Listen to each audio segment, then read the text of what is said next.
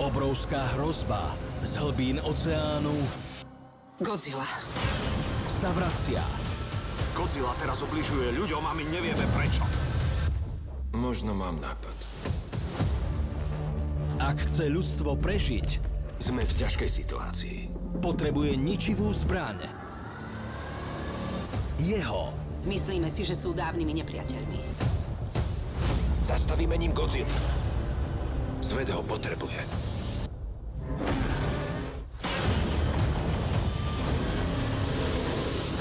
sledujte kolosálny súboj dvoch odvekých nepriateľov.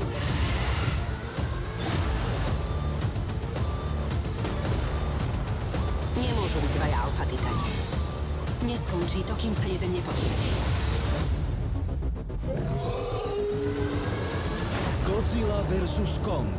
V stredu o 20:30 na Dajto.